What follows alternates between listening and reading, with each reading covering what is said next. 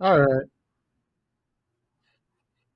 Yeah, I'm still slightly groggy, so we'll see how this goes. I did have my morning coffee, but all right. So today it's Read the Manga, episode 20. We're gonna be talking about the Majin Buu Saga of Dragon Ball Z. What a way to give our big 2-0 to do the 20th episode on the last saga of Dragon Ball Z. I feel like it's pretty fitting. Yeah, it's a closer to that part. Yes. Not ours. Not we're still going. So I Yeah. mean, yeah, they match up at a good even number. So can I start with a controversial opinion, and I want you to try and respond to it? Does it pertain to Dragon Ball? Yes. Oh, okay, sure. So the opening of this arc, starting with Gohan in high school, going all the way up to Vegeta sacrificing himself to kill Majin Buu, is the best thing that Toriyama's ever written. That's as strong as the writing in Dragon Ball Z gets, I think. And I can go into detail and explain why if you want. No, no, no. Yeah, I think you should. I think you should honestly, because I've had some opinions on that too. Like I've had some comparisons myself that I've made.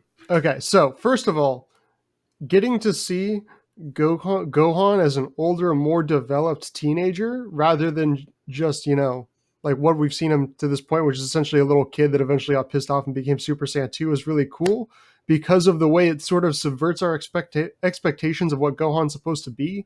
He kind of leaned full on into being kind of a dorky scholar, and I really like that Toriyama took him in that direction and didn't just make him like super into fighting like Goku was. He actually made Gohan's progression make sense for him as a character. And number two, I love that the time skip is 7 years. First of all, it gives the characters a lot of time to grow in between the Cell and the Buu saga. So when we see them in the Buu saga, they're markedly different characters than they were at the end of the Cell saga. They've had that 7 year period of peace to kind of like grow as people and just become, you know, civilians, I guess. And then going forward, I really love that basically the way Dragon Ball Z and Dragon Ball have worked up to this point, every time an arc ends, they immediately introduce the villain for the next arc. Like as soon as the Sand arc ended, they went straight to Namek and introduced Frieza. As soon as the Frieza arc ended, Frieza came back. They killed him. They introduced the androids. As soon as basically it's been this pattern. Like as soon as Tien got defeated, they immediately introduced Piccolo. This one, we have no idea who the villain is going to be throughout the first like three sagas of this arc, which is really freaking cool. How we get so much of the reintroduction to the series is like a lot of the character work that Toriyama hadn't really done earlier in the series of just letting the characters be and hang out with each other and talk to each other in times of peace. And the fact that we get Goku coming back for the day to go to the world tournament, which obviously symbolically like means a lot in the world of Dragon Ball Z, is very much Toriyama ending the story where it began at this tournament, and basically just having all of the characters take part in this fun sort of lighthearted contest where they can kind of just like be themselves and fuck around a little bit. It just adds a lot of levity to the entire situation that I think was sorely missing from a lot of Dragon Ball Z. And then eventually we get to the Buu arc, and by the time we get to Buu and they go and fight Babidi's minions in Dabura, it sets up a lot of things in a really genius way. One, it sets up the Supreme Kai, which is supposed to be this grand god above all of the other gods. And then it immediately downplays that by showing how powerful Vegeta, Goku, and Gohan have gotten.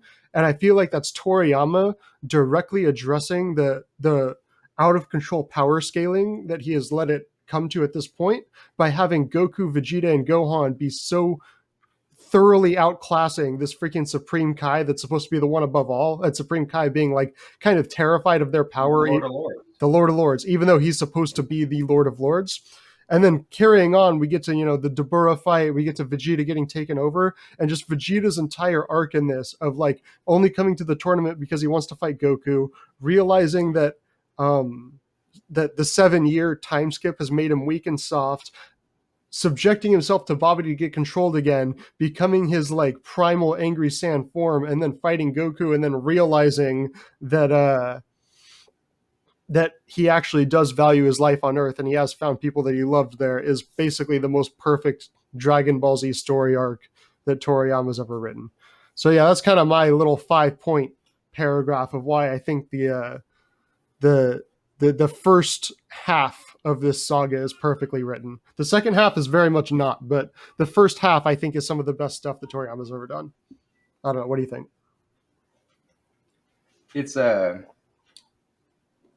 it's interesting. You like what was it? Okay, yeah. So my thought with it was I like the Gohan stuff mainly because it kind of broke the beat that he started kind of like rolling out. Mm-hmm. You know how you said like the new villains always introduced immediately Yeah. because I was joking earlier with my wife about how you know the Cell Saga was like two guys show up and they're bad, then they get dispatched, and then they're like two more guys are going to show up, and then they show up and they're dispatched, and then two more guys show up and then they get dispatched, and then the real bad guy shows up. And it was kind of like Toriyama broke that pattern until it's like, who are these two weird bald guys at the World Martial Arts tournament? And then it kind of falls back into that step. So it's like that's why I agree with you with the Gohan stuff. Like I think it is a great example of how he could divert the story to different parts of the world and still like maintain quality with it. You know, like the whole like one thing I want to point out was everybody keeps saying like Goku's a lot like Superman when it was like Gohan was more like Superman in this arc. Like he's got his Clark Kent thing going on, and Yeah. then That's a good he's the contrast. yeah. So it's like really funny, you know. Hey, you guys keep saying my character is Superman. Well, we're gonna start this new story, and we're gonna roll with that kind of joke. Yeah. And And Gohan's personality is closer to Superman anyway. yeah, and I didn't really put that together till I was like reading it while watching All Star Superman and Mm-hmm. seeing Clark Kent bumble around. Yeah. And like I was like, dude, that's more Gohan than anything. Like Goku's not Superman, Gohan's Superman. Like Yeah. he's the one who you're like, Gohan would never beat Cell. Look at him, he's Gohan. It's Yeah. like, well, you haven't seen him when he's angry. Yeah.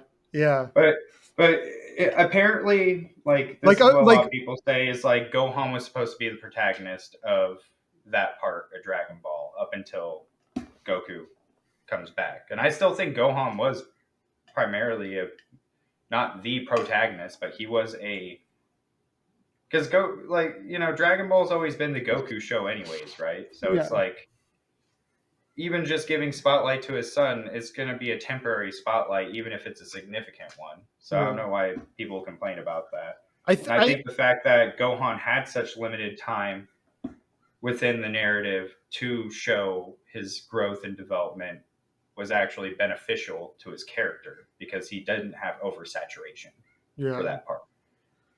I think that with the Gohan thing, people are just kind of mad that Toriyama made it so he wasn't a fighter. And I think Toriyama just had different ideas of the Gohan character and didn't really want him to be a fighter.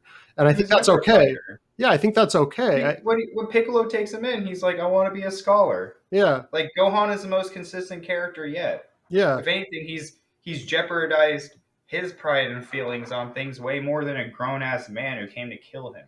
Yeah, the fighting thing has always just been there out of necessity because he has to. It's never been something that he really wants to do. It doesn't define his personality. He's much more of like a dorky, educated kid, you know? And it well, that's true, but then it's funny to see when he's like bonding with Goku Uh huh. and like when they're on the Kai planet Yeah. and him and Goku are just getting along just fine, like they're like two peas in a pod, two best bros, you know, just Yeah. chilling. Like, oh wow, that's a really heavy sword. Let's throw something heavy at it. Yeah, you know what, Dad? Let's play catch. Yeah.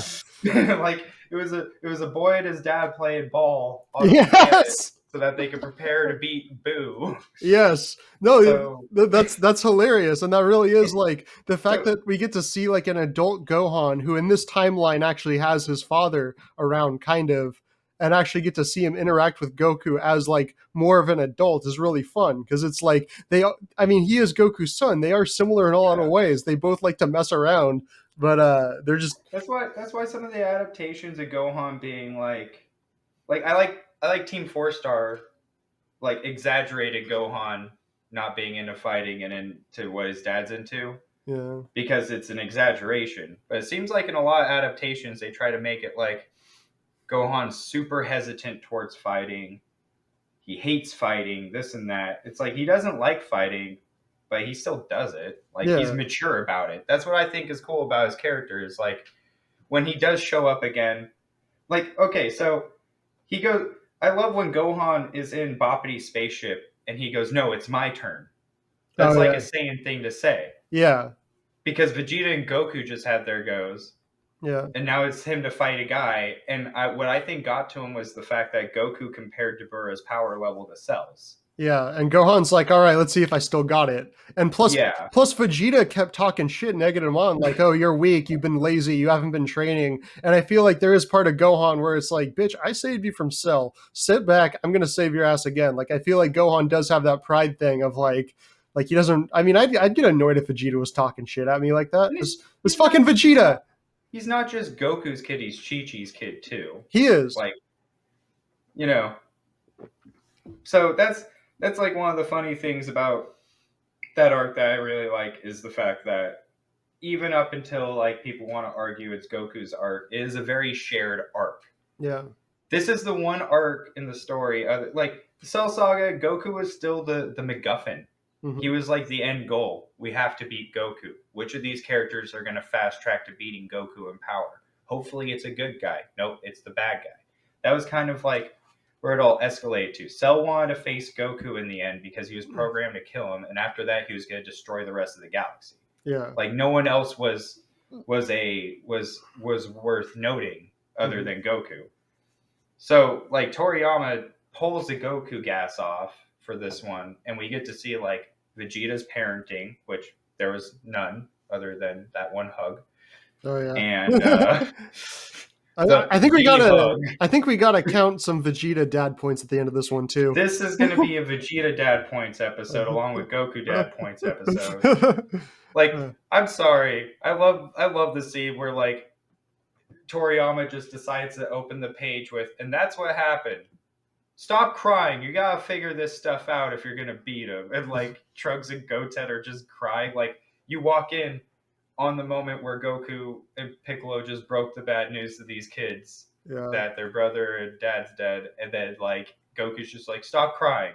If you yeah. want to avenge him, learn this fusion dance. And then like he's like, sorry, it's just you gotta do this. Yeah, I mean, good. Because That's the thing. Goku has so much of a problem with like that tough love thing. So like that's one of those things that I like about Goku of like that's how him. every other person's treated Goku. But he's He's all being completely fair to Goten. he He's is. giving him the same experience he got. But he's also like, you could tell that like Goku, he's still that kid at heart, and he's like watching him having trouble trying to adapt into that parental role is kind of interesting, and actually like put his foot down and be like, no, this needs to be done, but like still doing it kind of awkwardly. Like that's I think something he I handled it really he well. I did. think I think that's what I think I like about the Majin Buu arc version of Goku the most, and I feel I finally start to get why a lot of people who rolled into Super through the anime are just like they made Goku into an idiot, Hmm. because in the Majin Buu arc, it's like straight up like Vegeta straight up says like Goku's not an idiot. He doesn't like he's not an idiot. Yeah, He has a plan. yeah. And the fact like when he went to go fight Yakon, and everybody's like, Goku doesn't think ahead, and Vegeta's like, no, he's not stupid. Like he's Yeah. the one person who can say Goku's not stupid, and like the Yeah. way he says it is like he's serious. Like Goku is not an idiot, He's not. And and Vegeta makes and a good that's point of that's that. and that's like one thing. Like yeah, it's like a tough arc for Goku as a parent, but he's dead. Hmm. Like he gets one free day pass, and his day pass is like the equivalent to like Bruce Willis Die Hard being at Disneyland for a free day and having to stop a terrorist attack. And Like and, you're and not this going to is get a lot of dad points out of that because he has to backtrack into being whatever his name is. I can't remember. Yeah. This is also an arc that Goku has been on since the Cell Saga of like realizing that he's not going to be around forever and having to like take the responsibility of training the next generation to defend themselves. And this very much like kind of plays out of that of like kind of what Goku is doing in the Cell Saga with Gohan of like Goku's like, look, I'm dead. I'm not going to be around to solve all these problems. I have to train you guys to make sure that you guys can handle this on your own because the Earth is going to keep getting attacked whether I'm here or not. Boo would have happened whether I came back or not. And I think that's kind of like a He straight up says he could have been Majin Buu twice yeah as Super Saiyan 3. Like yeah yeah. He's like he yeah tells Vegeta, like, I could have used this to be to, hey, where are you going? Vegeta's like, I don't care. yeah exactly like Beat he's him like now, dude. yeah. So like Goku's definitely got kind of a lot on his plate of like being the protector of Earth, but like maybe being the protector of Earth doesn't mean protecting Earth. You know what I mean? It means training the next people to protect Earth to carry on your legacy. Um, but yeah, and I think Goku has a lot of depth in this. I think so many of the characters in this arc have a lot of depth. I think because people say that like it should have ended at the Cell Saga, but at the end of the Cell Saga, there were still so many plot lines and character arcs that hadn't been resolved. And Toriyama, even if the plotting later on isn't very good, he does a great job of like resolving all of the characters' arcs in this saga and then putting them at a very good place by the end and making you feel like you watched a complete story with all of the characters. Like One example of that, real quick, I want to point out is when Bulma is leaving the World Martial Arts. What's it called? Tournament, yeah. and she's completely confused by Vegeta's behavior. Yeah. She's like, this isn't the And then Vegeta that I know. she's saddened by his death. Yeah. And this is Bulma, a very like,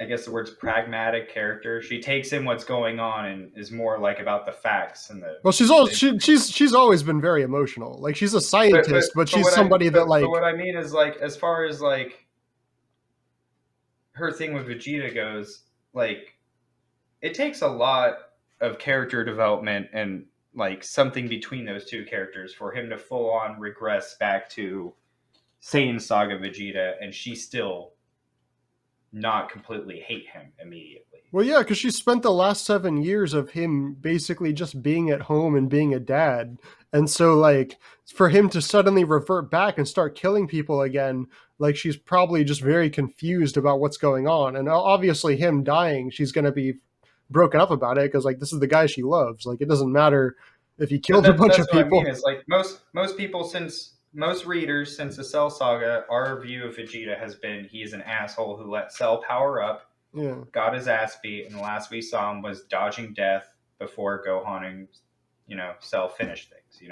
yeah, Like he just his actions in the Cell Saga alone, like Bulma could have a conversation. Like you let our son fight the bug thing yeah, after you let the bug thing eat the lady thing. You're an idiot. yeah. Why Well, didn't you stop the bug? I So think like that the diff. that's why that's just what like that's what I'm trying like. There was this 7 year gap, like you said, and Yeah, that's why I appreciate about it is because we're left to kind of just infer that's like the reason why these characters care so much about Vegeta isn't because it's lazy writing and it's like he's a good guy now. That's why. It's like there's been a lot of time, and since we see a lot of things from Goku's perspective, um, even now still, like because he had to spend 7 years and then he got his free pass. So yeah, I find it interesting Toriyama decided to bring us into the world at that point when he gets his free pass to go to the yeah, Earth. Like it's yeah. still Because we got to throw Goku back in the mix a little bit. and also he's been kind of like our like not audience surrogate, but we see a lot of the world through his perspective, or at least just like what he kind of not And entirely obviously like there's Gohan going to the Kai planet stuff, but it's like I guess the narrative doesn't start and stop unless he could see it and the is way what I think. and the way Toriyama sets it up is like think about reading on a week to week basis where you're starting out with Goku's dead, and you follow like probably 10, 11, 12 chapters with just Gohan as the protagonist, and you assume that this is going to be our guy from now on, and then suddenly he starts talking to Goku, and Goku's like, hey, I got a free pass, I'm coming back for a day.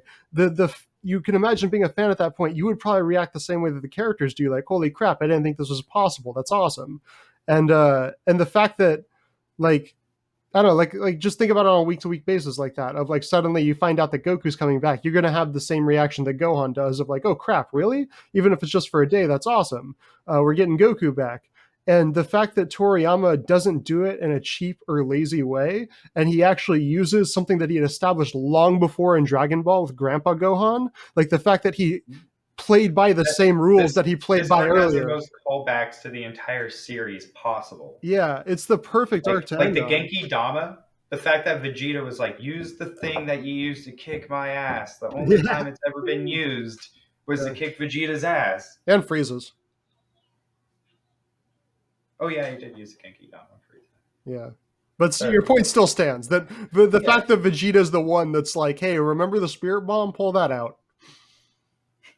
Yeah, it's like the whole fusion thing doesn't seem that off to me when you think of the series as a whole, and like the fact that I feel like the Majin Buu arc takes like 50% of previous Dragon Ball Z and then 50% of like Dragon Ball itself and molds them together in a really cohesive package. And like when you're saying that you could say it fuses them. Yes, yeah. But what's it called? That's why like as like an ender, it just works out so well. Like the fact that it's like, oh, we have fusion. I learned the fusion dance, and then like old Kai's like, well, I have these earrings that do the same thing, you know, but better. Yeah. Like that's not out of place for this world. It's not an ass pull. It's just the fact that in the world of Dragon Ball, you'll have like a hammer to solve a nail, and somebody else will pull out like a wrench that also turns into a hammer or whatever. Like there's always something. The only thing that threw me off, honestly, during this reread was the lack of Yajirobe. Like, if there was more Yajirobe, then I would have been like, this is like the perfect thing. Just because it's like, there was so much goofiness in it. It was a nice break from the Cell Saga. And even, like, I don't know, like, once the Fusion Saga starts and Boo starts rolling in harder, it's like, it starts getting cheesy. It does. Like Gotenks gets blasted by Boo and gets pissed off and uses the same attack on Boo just out of spite. Or the fucking like, Super Ghost Kamikazes. That entire fight is a gag fight.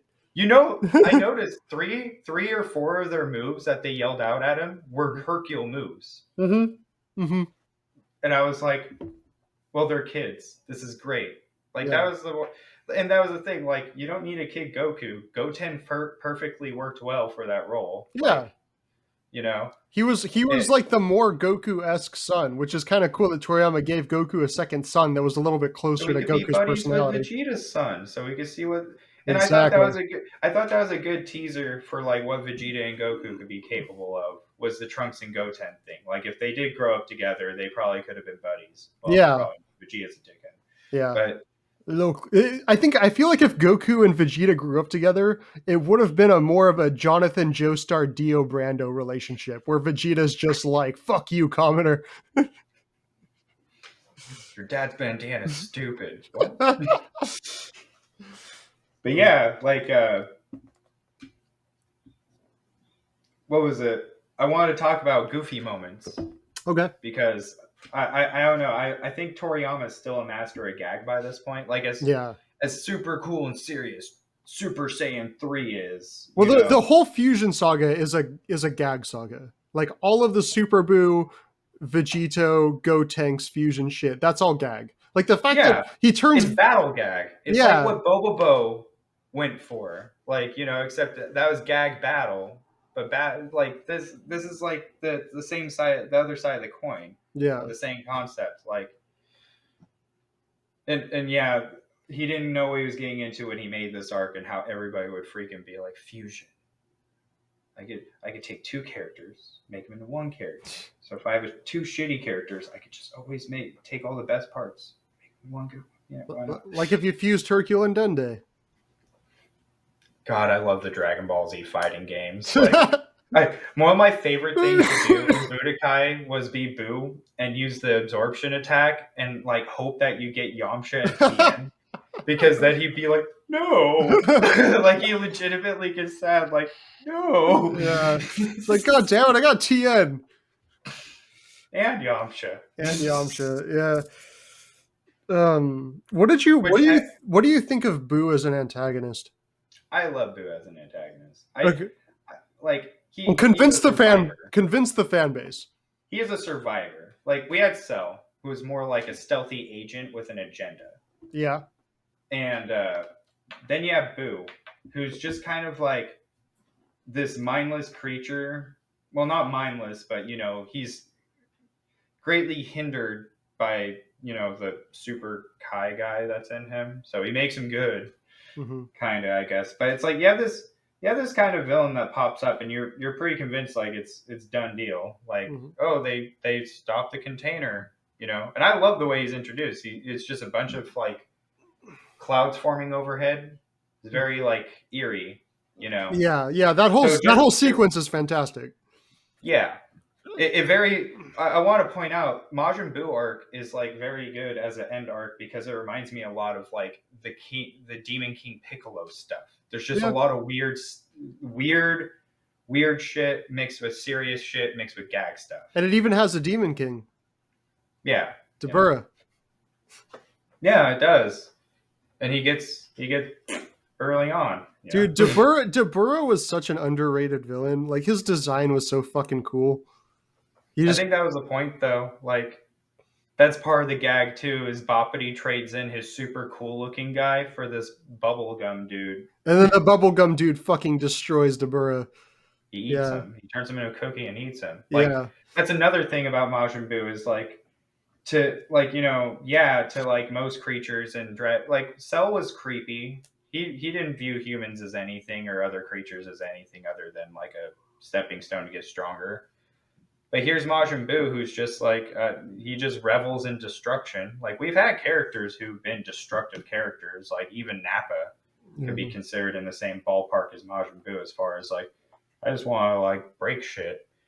But like the thing that gets me about him, like, I'll even argue for the dumb fat Boo that he's a good villain, is because it's like so jarring. Well, Like, I think the dumb fat Boo is the best villain of the three. because it's so weird to see this man child just go around and just like I'm just gonna bop you to death, or I'm gonna like he turns a whole town of people into clay Mm-hmm. and molds a house out of it.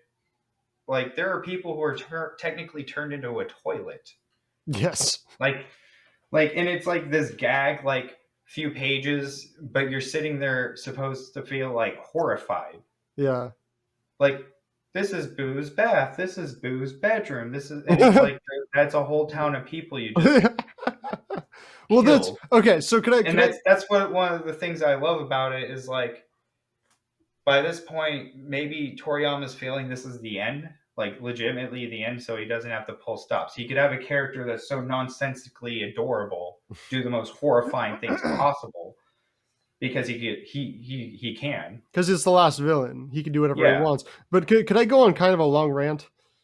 sure. So this is sort of what I feel about why I think the Fat Boo is so effective. I think the build up to him is fantastic because when Supreme Kai is talking about him, you have no idea what he's going to look like, and then this thing that Supreme Kai is terrified of becomes this fat innocent lard.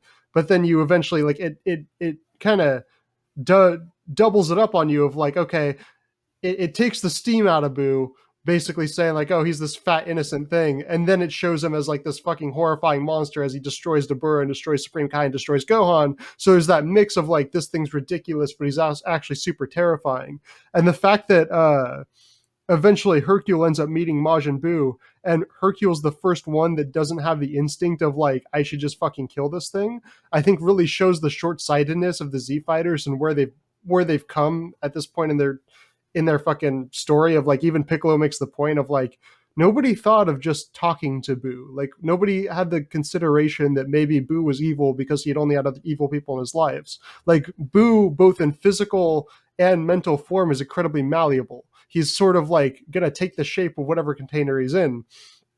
And I feel like Hercule was able to get that good side out of him by basically telling him like, hey, killing people hurts them. That's the wrong thing to do. You shouldn't do that. And just by explaining to him in that simple of terms, Majin Buu is like a toddler. Like he doesn't know any better. It's like teaching somebody He with turned a a guy into milk yeah, and gave the milk to a kid who was blind, yeah, who he cured his eyesight because the kid couldn't see him and be afraid of yeah, yeah. And him. that's what's so fun about Majin Buu is that he doesn't have an established sense of morality yet. He's a blank slate, and Hercule was able to go in and through desperation was able to convince Majin Buu to stop killing people. And so in that instance, Hercule saved the world. Hercule is the true world champion, as Piccolo says. But like, And Goku, but I think that when he runs off of Vegeta's body at the end, wait, and what? he's like, "You really are the world champion, Hercule." Oh yes. But like I just feel that once Majin Buu, once the dog dies and then the evil Buu comes out and absorbs him, I just feel like each subsequent version of Buu is less interesting than the fat one. I think the moral quandaries that Toriyama was doing with the fat one of just like having that childlike innocence and that like, because once you turn him good, obviously, like if he had kept him as the villain, he wouldn't be able to like write a story around that of just, oh, Majin Buu's good now. He had to create a new villain. But I feel like Super Boo was like kind of cool, kind of interesting that he was a little bit more evil, but still had like the deep down feelings for like Hercule and Videl. But then once like he starts absorbing Gotenks and Gohan and stuff, I feel like he just kind of becomes Cell, and it gets really really uninteresting for me. Like that entire sequence of him. I'm gonna argue that a little bit. Okay. See, I feel like Super Boo was planned, not like a, oh, we're just gonna roll into this and he's gonna pop out. Like I feel Yeah. like he intended he wanted to have Super Boo. He just wanted to have a cool way to get to Super Boo. And I think doing the innocent Boo part is a really interesting thing because, like you said, he's not a two-dimensional character. He's kind of complicated, and when he expels his evil self, like that's like a key point in his character part. As far as like because you think he's completely mindless and stupid, and then it goes to show that he just doesn't give a shit. He actually tells Hercule in a full sentence, like, "You need to get away from here. You're gonna die," Yeah. and then Yeah. expels. So it's like those brief moments of lucidity that Majin Buu has, or what like kind of gets me to think like he's not stupid. He's not a No. stupid character. He just doesn't care. He's childish. He's There's a naive. difference between personality and intelligence, He's and undeveloped. so that's what I think is like his intelligence didn't change. Um, it was his personality changed, and Hmm. I think the whole like evil Boo overpowering him thing Hmm. was pretty interesting because this whole series has been about like converting characters over to the good side. So you think like by this point Majin Buu would just become a good guy and it'd be done. Yeah. And then it shows that even with him trying to be a good guy, he expelled his evil and the villain didn't disappear. The problem's still there. And it's the evil that's the problem. Like Vegeta shows, earlier on, like he gets turned. He was a good guy who was returned. He was a bad guy who was turned good, who returned bad, who returned good. Yeah. So it's like this whole like moral ethical compass is like going all around with this arc because it's like you've you know Piccolo was a bad guy who is now training the good guys to fight the new demon monster thing. Yeah. So as far as like Super Boo as a villain goes, I think he's awesome too. And it's one of those things where when you sit there and you're like, oh, he's an impatient, childish idiot. But it's like the dude literally looked at how fast the hourglass drops went. Hmm. Went, no, that's going to take too long. I want to do it now. Like Yeah. he's he's not stupid. And the fact that he was able to like come up with a plan as soon as like the moment he felt Gohan get stronger, he came up with a plan Yeah. to No, get he's stronger. cunning. He's cunning. Yeah, and that's the thing. Like unlike Frieza, who is like, I'm just gonna keep testing you and putting more weights on the bar and see if you could handle the pressure or the load. Yeah. And then Cell, who's like, my end game's already set. This is like chess. I just have to get to this position and I win. Hmm. With Boo, it's all like, I have to survive. I have to survive. I have to survive. I have to be stronger. I have to be the strongest. That's the easiest way to survive is to be the strongest. I'll do anything it takes. And that's what gets me is like as far as the Z fighters go, it's all about survival. And Yeah. then as far as everything else goes, it's like he knows for a fact if he gives those fighters too much time to prepare, he'll lose. So that's why he just walks around the lookout, kills every human, and goes on with his day. Yeah. Like that's one of my favorite parts. Like one of my favorite panels is just seeing like the completely black backdrop and all his like flashes just flying from the lookout, Oh yeah. and then it's just like, and Yeah. he's like, they're all dead. All right, let's do this. Yeah, that was dope. That was kind of terrifying because we've never seen somebody like we've seen people destroy planets, but we never seen somebody individually target every human like that with a key blast. That was a cool It's technique.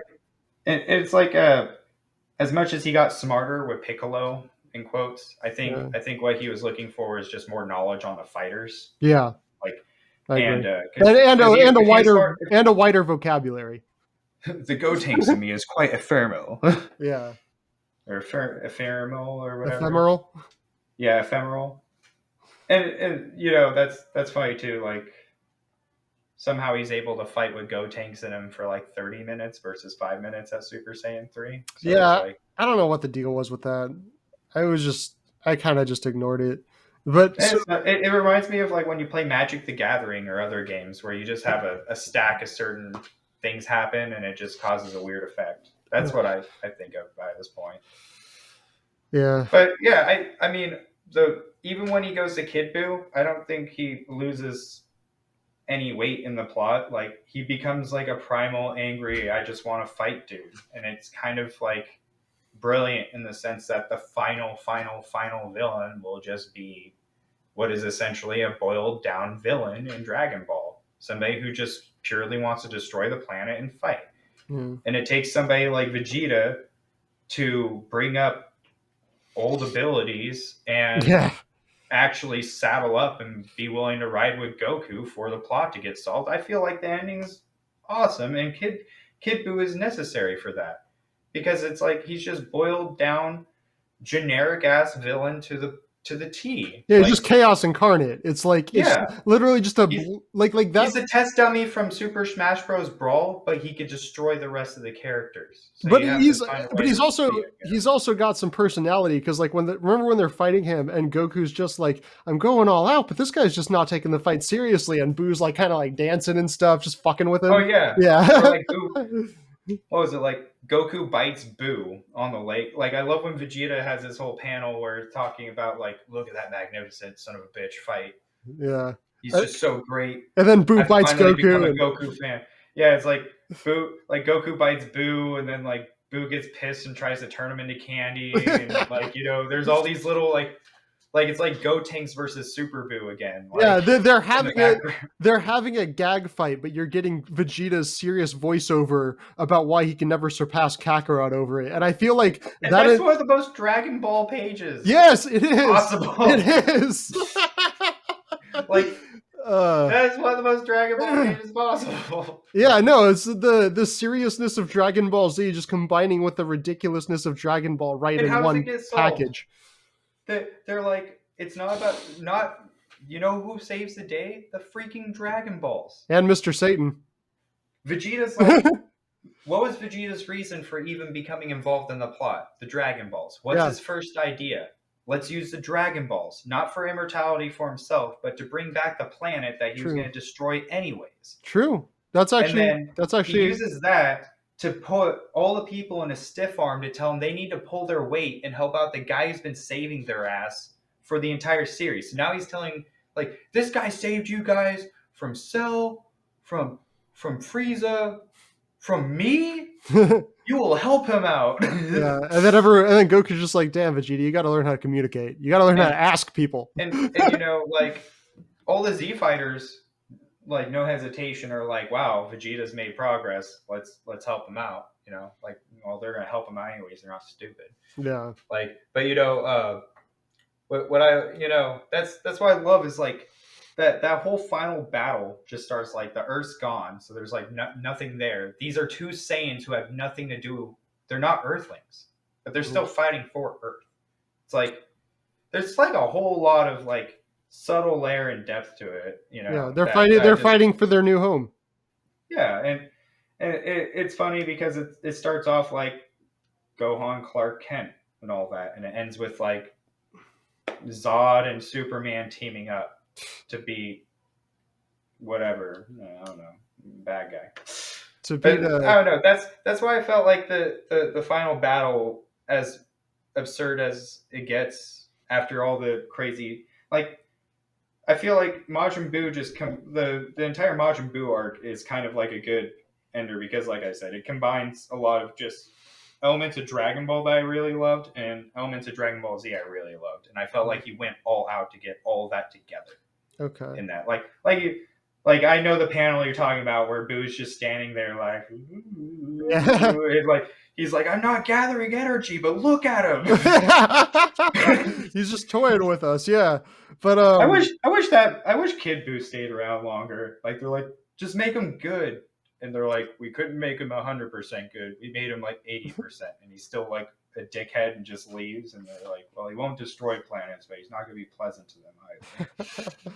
I So don't yeah, know. good and Boo, bad Boo. That's the one change I would have made. Instead of adding Oob, I would have just made it to where like I like Oob though. I like Oob a send Kid lot. Boo to the furthest part of the universe if we can't kill him. That I like see. I he thought the shows. so okay. Actually, I want to talk about the 10-year time skip now because I think this is probably one of my favorite parts of the whole series, and I think it's the perfect way to end Dragon Ball Z. So fucking Kid Buu gets defeated.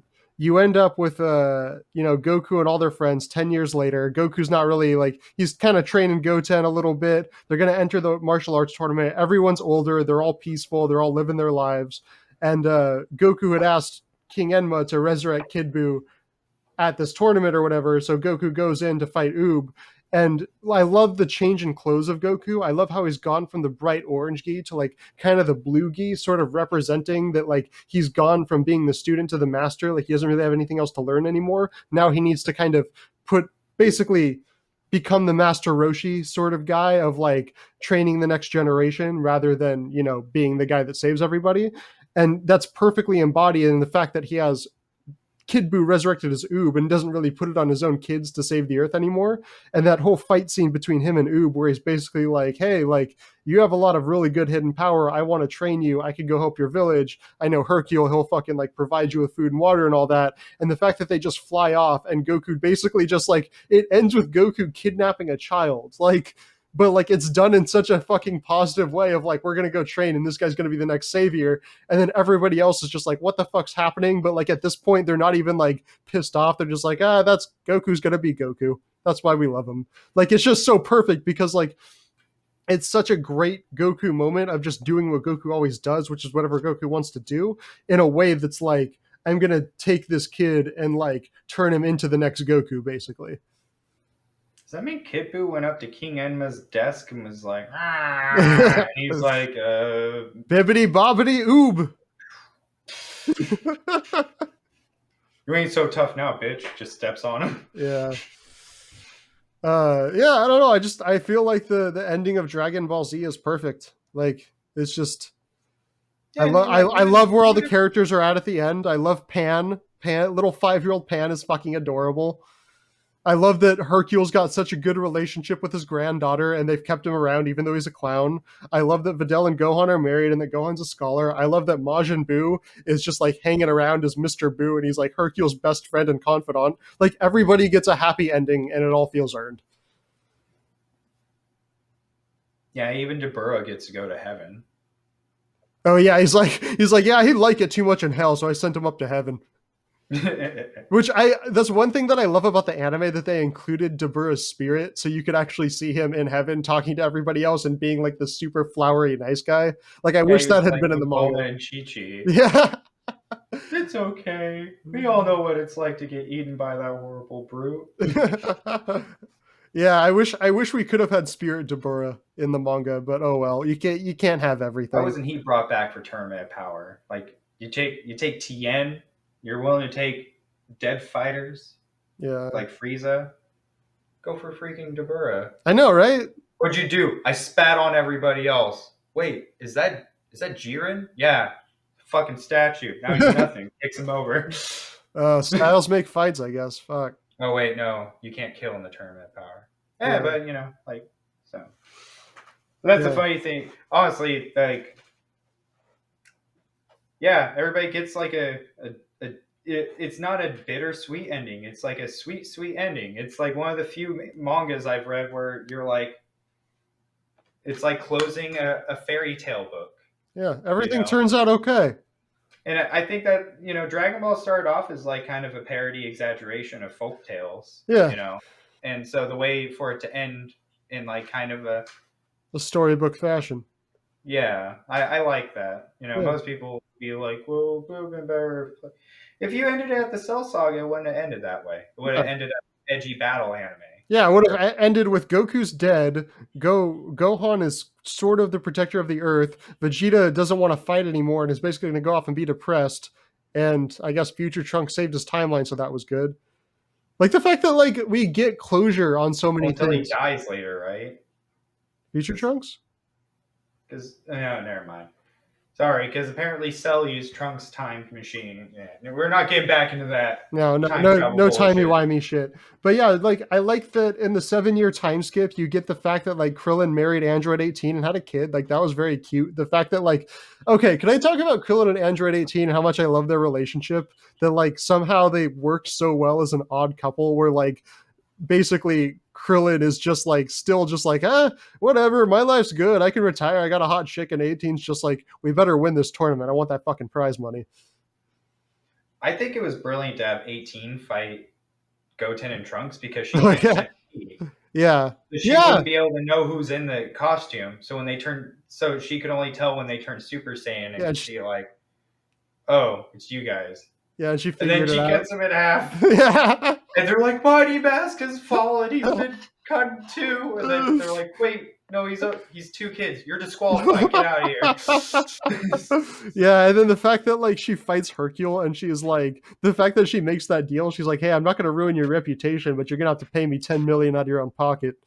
Like that whole With the sequence was prize fucking money, hilarious. Yeah, like I get the prize money and you have to match it. And he's like, exactly. I could do that. Yeah, he's like, I can do it, just don't humiliate me. I don't, as much as people hate him, I love Hercule. I love what he No, he's a adds to the great series. character. Yeah. I love how much like you need that comic relief buffoon to be in there.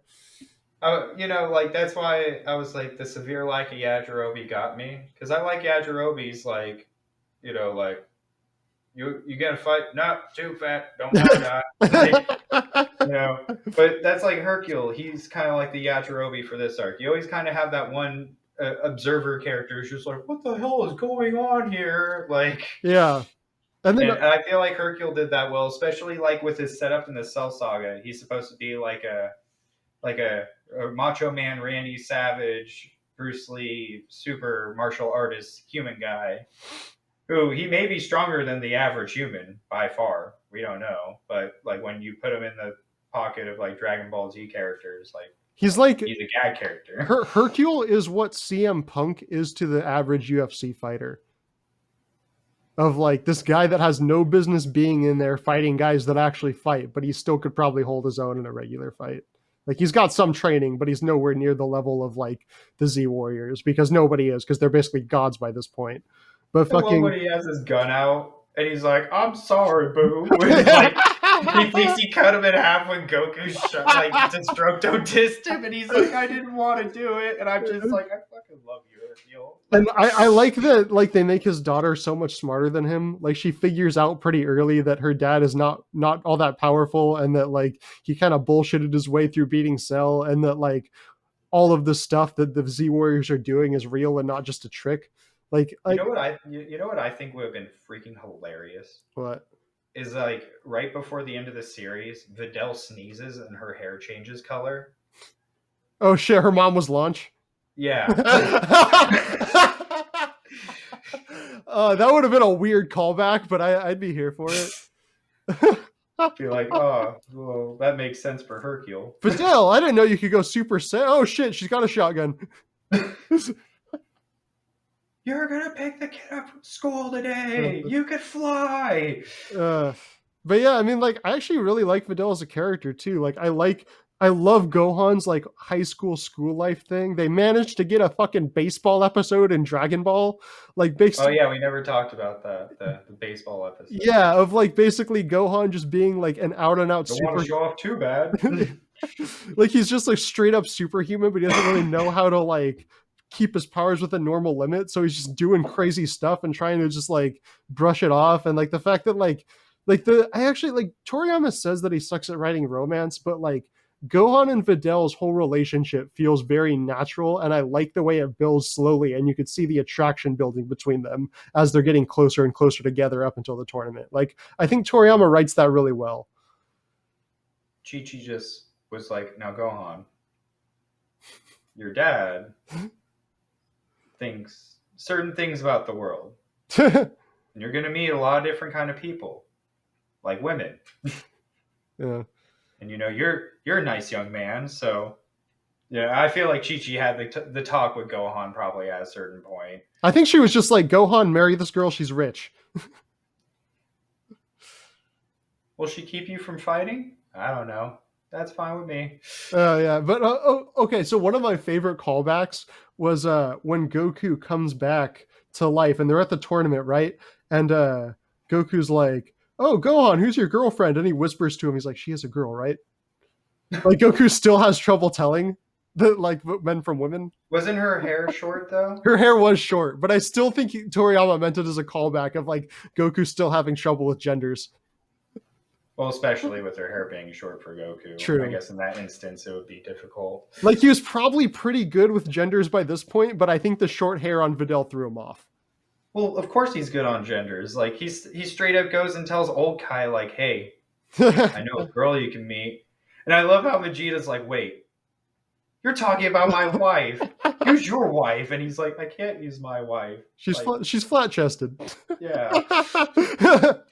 Which is Like so even fucking till, mean. but you know what's funny Huh. is that Goku was like just offering Bulma to do what she's been doing since the beginning of the show. Showing her titties. Yeah, like Vegeta, it's like a callback to something in the first part of the series that Vegeta probably isn't aware of. Like, why is that old guy in the sunglasses always laugh when you walk in the room? Is he insulting me? Oh And then when god. they fused, and I feel like a lot of like Vegeta's character changed after he was fused with Goku.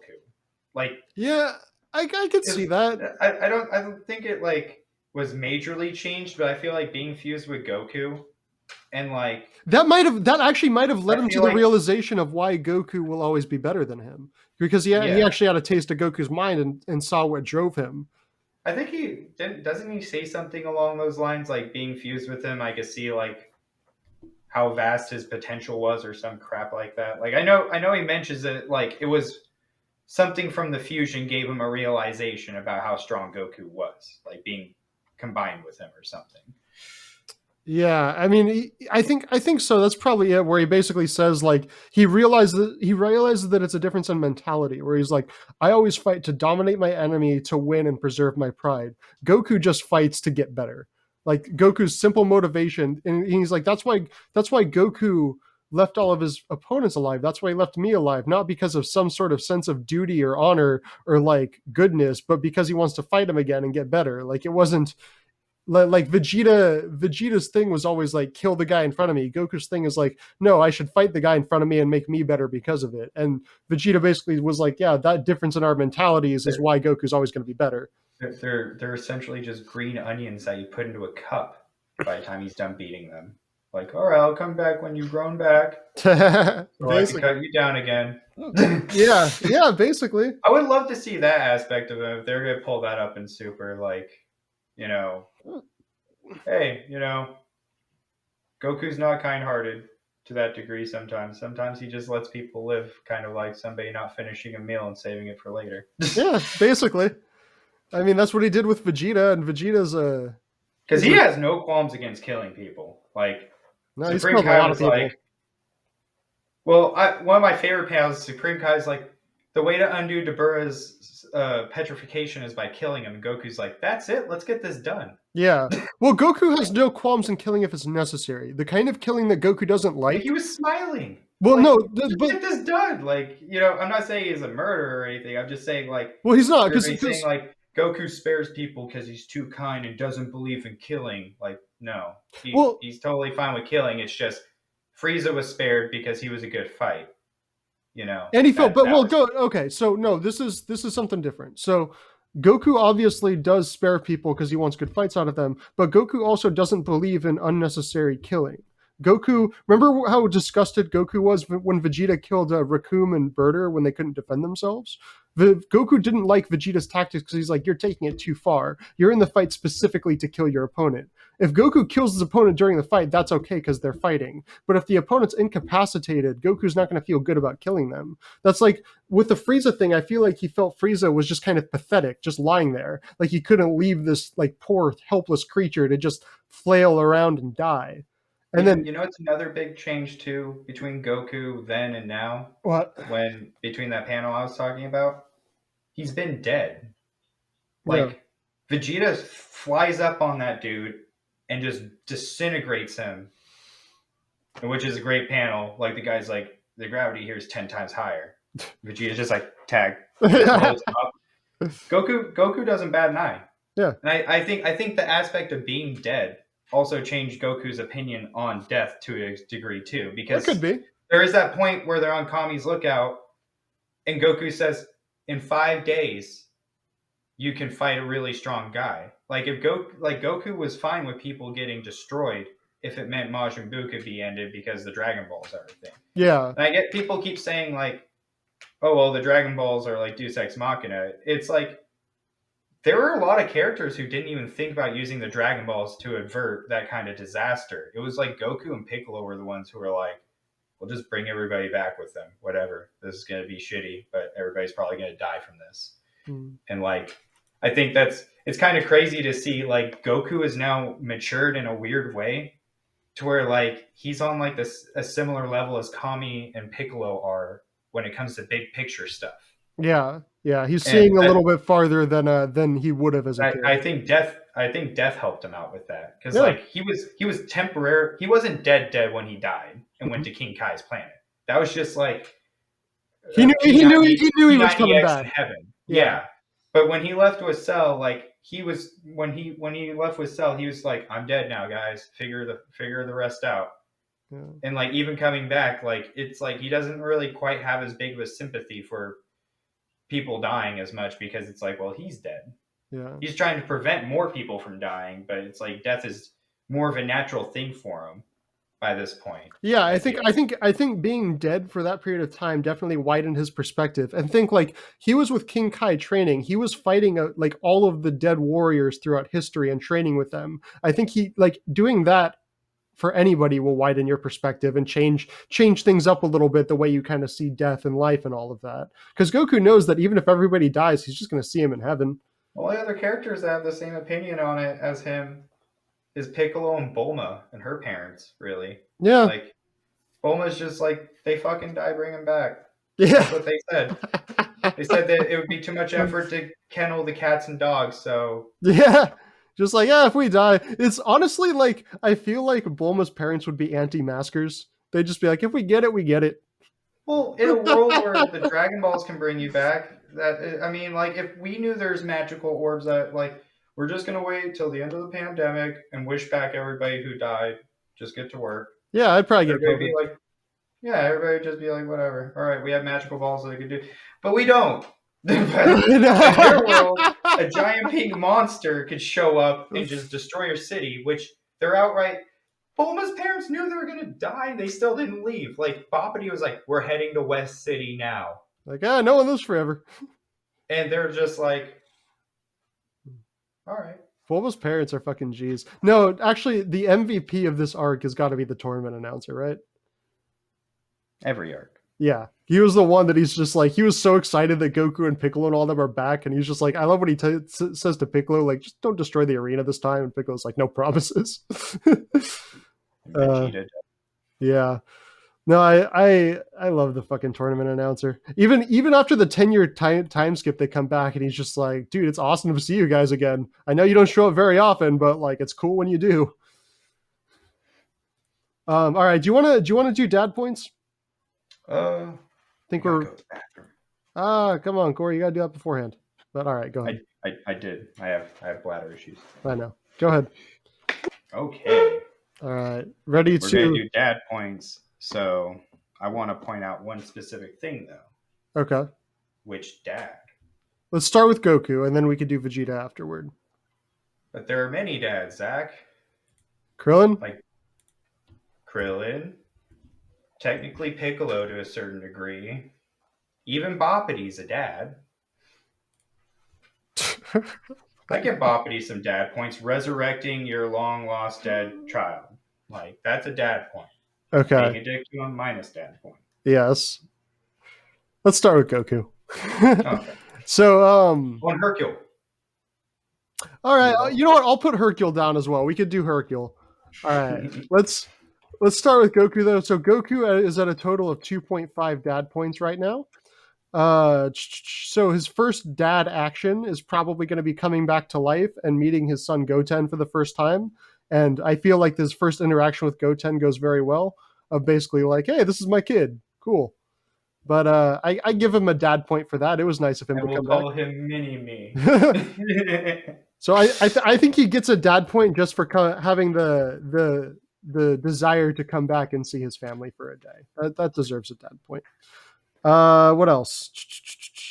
So he also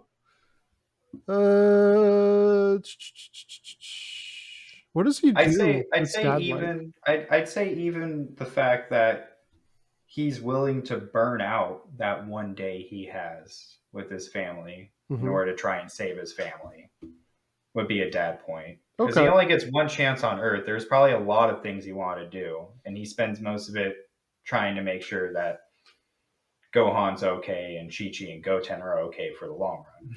Okay, so I give a dad point to that. He's taking responsibility for his family, his training of Goten. I feel like I'm going to include this with your previous dad point, but when he when he's about to leave and Goten starts crying and he's just like, "Oh, you want to give your dad a hug, don't you?" And he like picks him up and he's like, "Why didn't you say so?" Like that was adorable.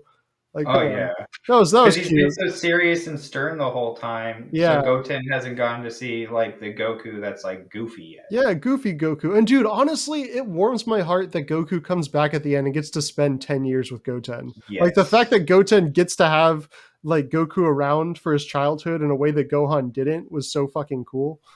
Okay, so he gets the dad point for that. He plays catch with his son. Yeah. Dad, Technically, let's dad, play ball. dad point for that. That'd be Um, the part where they play the in the silver spoon. okay, so when Kid Buu destroys the planet and Goku rescues Hercule and Dende but doesn't rescue Gohan, that's a minus dad point right there. That That's a big one. That was fucked up. well, okay, so yeah, Goku seemed pretty pissed at himself over that one too. But I think it was because like there was also that mentality like he saved people, he has to save people, and I don't know. Honestly, yeah, it was a dumb move, but at the same time it worked out. Well, But yeah, I would give him a like even Vegeta called him out like you let my son die and two of your sons die. I Like think that's not. and I think from a storytelling perspective, Toriyama had to do that because if Gohan was there, the Kid Buu fight would have been too easy. So I think Toriyama had to find a way for Gohan to die. I'm sorry, but like this was a thought I had last night, which was like, what if Goku was like, we'll teach the boys fusion, and Piccolo's like, I got this. All right, now Goten, you're gonna want to lie down. Now Trunks, just put your hand on his chest. What you guys don't do it this way? Oh, Yeah. Oh never shit. mind. All right. I guess that's a Namek thing. Sorry, guys. I guess I'll just see my way out. Also, the Piccolo Gotenks relationship was hilarious. I just got to throw that in. I give Piccolo dad points for that. I'm He not. was I'm not. We already got Hercule, Vegeta, and Goku. Let's just include the it's biological a dads in this. dad-tastic arc. It is. Okay. There's so much dad going on in this arc. The only thing that would have made it better is if Grandpa Gohan showed up again. That would have been great. True. Like And then I feel like everything Goku does at the end of Dragon Ball Z is worth at least one dad point of spending those 10 years with Goten at home, basically finding Oob, giving him a sense of purpose, just all of that shit. I feel like is worth a dad point for Goku. Yeah, like even asking for Oob to get a second chance, like Yeah. like that, like he was Kid Boo, so it's like I don't know. Okay. He probably wouldn't have done. He probably wouldn't have asked for Kid Buu to have a second chance if he didn't mature by that point. He probably would have just wiped him out. Yeah, He would have exactly. felt off. And he also wanted one, someone new to fight, and two, somebody that can protect the earth. He kind of just was like, I feel like part of it was like, I don't want to like hoist that responsibility onto my own sons because that didn't really work out. So Me I'm and just gonna Vegeta have, would probably kill each other in like 5 or so years. yeah, So yeah. Okay. I'll leave Tien, and he got dropped kicked by half a dude. So, but yeah, Tien gets a comeback. Oh But yeah, like, what page? Kiko Like, Ho. He does a little like Kiko Ho. Yeah. goodbye, dead day. Pew! Not today. I'm not Oh, irrelevant. and I love how like Super Boo is just like, look at that. That's Tien. He is one of the strongest characters in this series, and I knocked him out with just a kick. Like, Like, dude, come on, it's Tien. It's not that impressive. Kiko, go fuck yourself. But I do wonder how powerful Tien got. Like, I think Tien's more powerful than Krillin. Like, because he's actually been like training for the last 7 years. As dumb as like Tien never showed up to the tournament. Like, Well, you're so busy to show up to the World Martial Arts Tournament that Goku's gonna be at. he's just a Like, loner, dude. he was just being safe for that one moment. Pretty Like, much. that was like the coolest panel he's been drawn into. That was like a really well detailed panel. Was just like, Yeah, yeah, him I'm still standing there with relevant. the yeah. Like volume cover level work of art there for him to get kicked in the head and like be like, damn, I was gonna fuse with Tien, but he's unconscious. Like, man, that could have happened. Okay, let's go to Vegeta dad. Vegeta. So I think the first dad moment we see from Vegeta is when he's training with Trunks in the gravity chamber, and Trunks goes Super Saiyan, and Vegeta's like, "Hit me! I'll put my hands behind my back or whatever." And Trunks hits him, and then Vegeta fucking counters him, and he's like, "Oh shit, I shouldn't have done that." And then Trunks starts crying, and he's like, "Fool, whatever. I'll take you to the amusement park." And Remember they that? do that. Yeah. I think that's a. Do you think that's a dad point for or against Vegeta? Because he did hit him, but he felt bad Vegeta's about it. dad Vegeta's dad would have told him to stop crying and had not have gone hit in the first place. Like, that's the thing about, like, I think that's what's important is like it's not against his nature to not pull punches with his son when he's training him. Yeah. What's the like seeing him hit Trunks isn't new because we saw how tough he was on Trunks in the last arc. It's him going up to Trunks and apologizing Yeah. and showing that he acknowledges he hurt him Yeah. is like where we get a lot of major character development in a very subtle way. Then we see that he softened up a little bit. Okay, Well, so yeah, yeah. Vegeta gets a dad point. I'm gonna say Vegeta going under Babidi's control and killing a bunch of people at the tournament, even though it's not directly related to his relationship with Trunks, like that's kind of a shitty dad thing to do. That's not very Yeah. okay. So I'm gonna take one away from that. And then obviously him hugging Trunks at the end and sacrificing himself. I'm gonna say that's worth about fucking how many dad points do you think that's worth? One to make up for him murdering people. Okay, we'll put that. I was gonna put 5, but all right, one dad point for No, Vegeta. I just wanted him to catch up to he didn't Goku. even successfully kill the guy. He was a flashy firework who had a lot of regret. Oh well. Like it's a touching scene, and it shows a lot because it's like, well, this is my leaving with Cell moment, I guess, even though it's self-imposed, and I kind of led to this situation to happen yet again. Like, that's the second villain he's let get to full power so that he could have a fight, you know? Like, Yeah, first was Cell, or you could even argue he let Frieza, like, get more. No, like, he let Cell get more powerful, then he does the same with Majin Buu. yeah, he did the same shit, but he So it's acknowledged like, it. He basically said, "Yeah, I fucked this up. I gotta go clean up my mess. I pulled a Vegeta. I'm sorry." but what I think's funny is like the point of it was like he did it because he needed the power up, and I think Yeah, that's what. So he like was living for himself. if it was like, oh, I let him take a hold of me because that's the only way to get stronger, whatever, to protect my family. Yeah, sure, but like everything between him letting Babidi take control of him and then him like atoning is like that's like neutralized dad points. That's like a gray area because it's like Okay.